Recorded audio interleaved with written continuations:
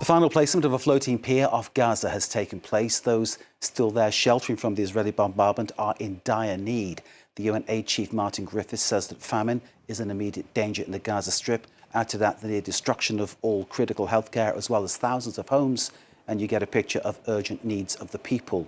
The sea pier has cost some $320 million to build, part of US efforts to get around an Israeli blockade of access into Gaza by road.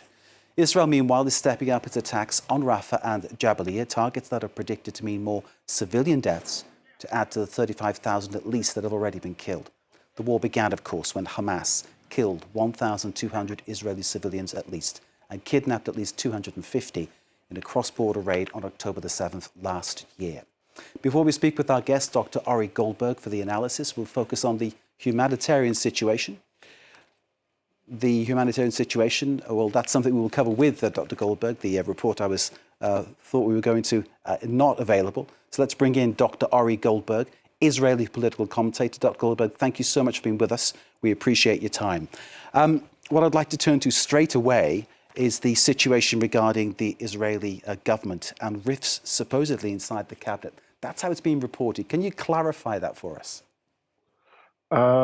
Yes, Israel's Minister of Defense, Yoav Gallant, directly challenged Prime Minister Netanyahu 2 days ago, calling him out for refusing to make a final decision on what we call the day after here in Israel, what happens at the end of the war, specifically on the issue of whether Israel is to occupy Gaza and rule it directly, or Israel, as Gallant would prefer, would hand over authority in Gaza to some kind of international force. Gallant blamed Netanyahu for not making a decision on that issue as well as other issues. That is how things are on the surface. But effectively speaking, what got Gallant outraged is that Netanyahu's indecision is actually a surrender to his most powerful supporters, his political base on the Israeli religious right. Those supporters want very much for Israel to occupy Gaza and would like to settle in Gaza and remove the Palestinian inhabitants of Gaza, dead or alive, from the territory that was once settled by Jewish Israelis. Gallant, the Minister of Defense, opposes that. I would assume that being a former general who has had a long career of working with Americans, he received guidance from his American friends saying that if Israel were to actually try and occupy Gaza, the rift in American-Israeli relations would be too great to bear, and that was what caused him to get up and challenge Netanyahu directly. After having explained all this, I need to say that this means that the Israeli government does not speak with one voice. It has fragmented into warring factions.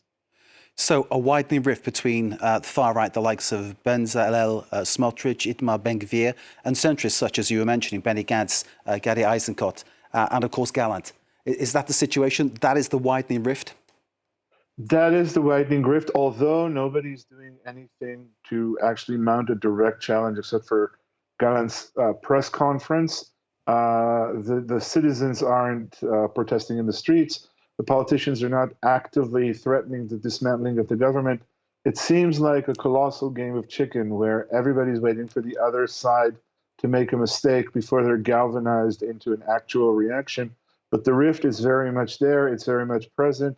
It is particularly high-lit, particularly emphasized when you consider the unusual number of accidents and mishaps that have plagued the IDF, the Israeli military, in the field in Gaza over the past few days. Indeed, just it was only yesterday, 5 soldiers killed by their own tank fire. That was in the Jabalia refugee camp. The campaign continues on the ground in Rafah in particular against US warnings that enough wasn't being done to protect human life there. Clearly there's an issue there with the US not liking what Mr. Netanyahu's decided to go ahead and do. Is there a greater sense, coming back to what we were talking about, what's happening within Israel, inside Israel, a sense that Netanyahu is kind of isolated on many fronts now, not extreme enough for the far right, too far right for the moderates, and he's also made the families of the hostages extremely angry by a failure to bring them all back? Netanyahu is very much unpopular, although he does have a powerful base and powerful support. the families of the hostages, while they do have sizable public presence, are not particularly relevant politically.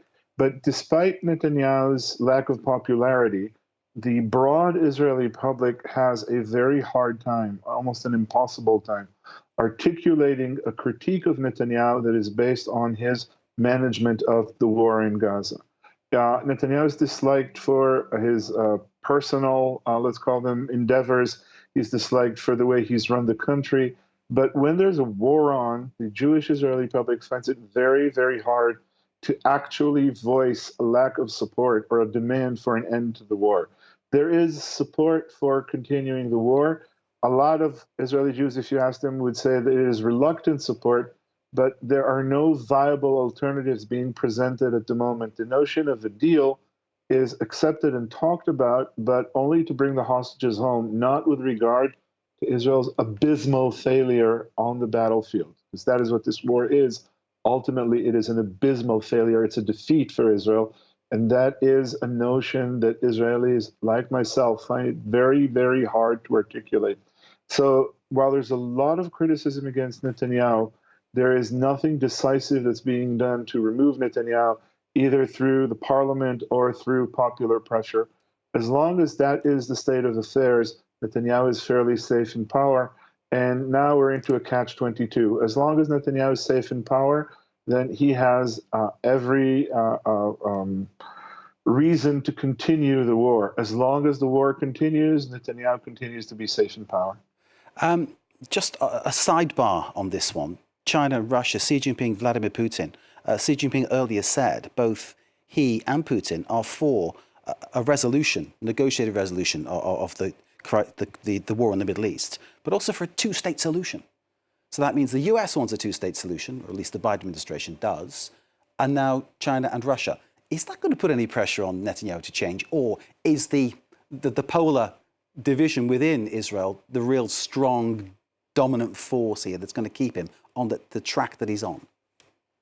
Well, once again, referring to the last part of your question, there is polar division in Israel, but there's also a broad consensus in Israel regarding this war.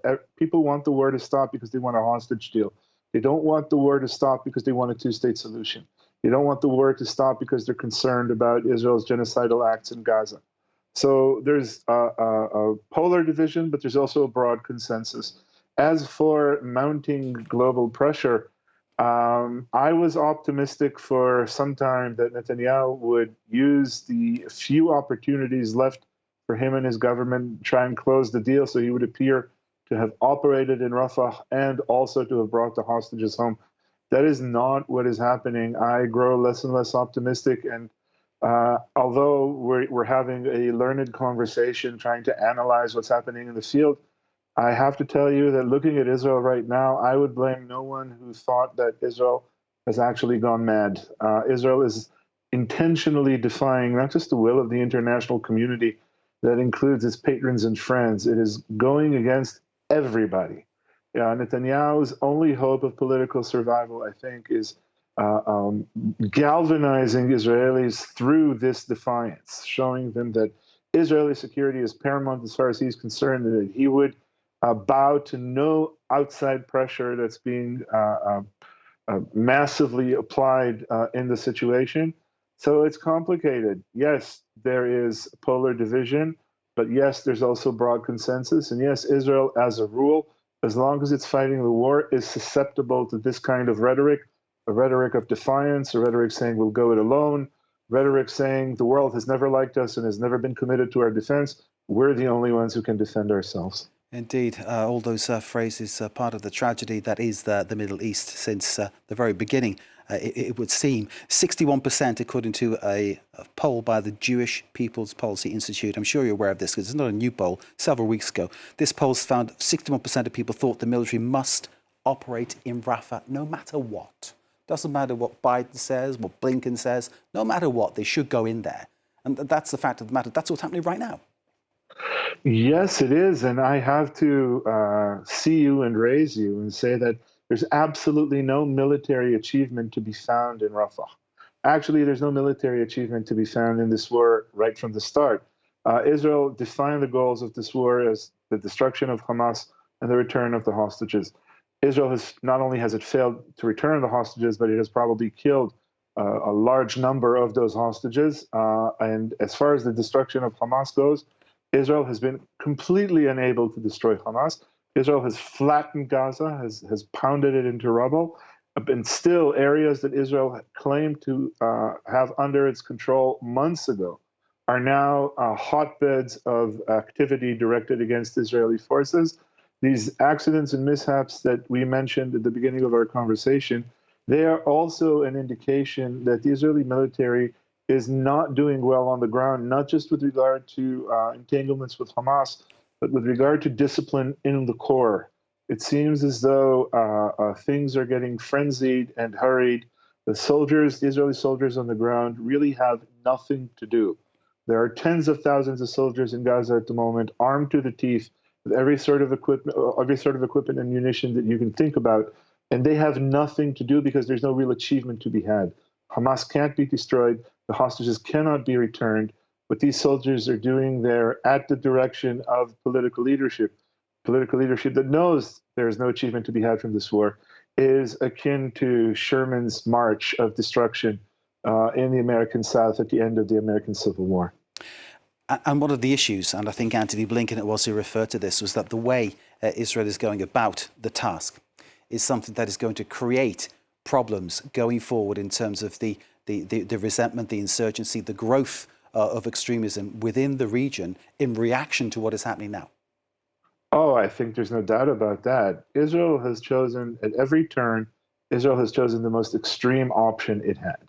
Israel went hardest, demolished Gaza completely, killed civilians in unprecedented numbers, failed to destroy Hamas, failed to return the hostages, and right now, Israel has lost control of the narrative because everybody who's involved in this war, everybody who's tried to mediate some sort of truce, is saying exactly the same thing, from Hamas to the Prime Minister of Qatar to, in his polite way, Secretary of State Blinken. They're saying there are two sides here. One side wants to stop the war and achieve a truce. The other does not. Everybody now considers Hamas, in one way or another, to be the grown-up in the room, whereas Israel is, as I said before, generally considered mad, bad, and very, very dangerous to know. Dr. Ori Goldberg, Israeli political commentator, thank you, sir, for joining us and joining what was a very reasoned assessment of the situation. And I think that kind of clarity is needed across the whole board these days. Dr. Ori Goldberg there joining us live from Tel Aviv. Thank you, sir, very much indeed. Thank you for having me. You're very welcome.